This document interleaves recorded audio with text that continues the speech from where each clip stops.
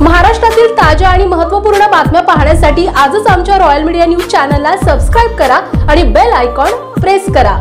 दारू पिण्यास विरोध केल्यानं पतीनं डोक्यात दगड घालून 60 वर्षीय पत्नीचा खून केलाय। तालुक्यातील वनकुटे येथील तुकाई माता मंदिर टेकडीजवळ ही घटना घडली आहे। शनिवारी दुपारी 2 वाजता ही घटना उघडकीस आली आहे। 3 ते 5 एप्रिल या दरम्यान हा प्रकार घडल्याचं पोलिसांचा अंदाज आहे। सावित्रा देशमुख असं या मृत महिलेचं नाव आहे। या घटनेनंतर मृत महिलेची मुलगी प्रियंका बिलबिले यांनी पोलीस ठाण्यात दिलेल्या तक्रारीवरून आरोपी बबन देशमुख यांच्या विरोधात गुन्हा दाखल करण्यात आलाय। मृत महिलेचे पोस्टमार्टम टाकळी डोकेश्वर येथील रुग्णालयात करण्यात आले। बबन आणि त्याची पत्नी सावित्रा हे संभाजीनगर जिल्ह्यातील पैठण येथून मोलमजुरीसाठी वनकुटे येथे आले होते। बबन याला दारूचे व्यसन आहे। सावित्रा त्याला दारू पिण्यास विरोध करत होती। याच कारणावरून दोघांमध्ये वाद झाला। या वादात दोघांनीही एकमेकांना दगडाने मारहाण केली। यात सावित्रा हिचा मृत्यू झाला। या मारहाणीत बबन जखमी झाला असून त्याच्यावर अहिल्यानगर येथील जिल्हा रुग्णालयात उपचार सुरू आहेत। या प्रकरणी अधिक तपास पोलीस निरीक्षक समीर बारवकर यांच्यासह सहाय्यक पोलीस निरीक्षक अभय दंडगवान हे करीत आहेत।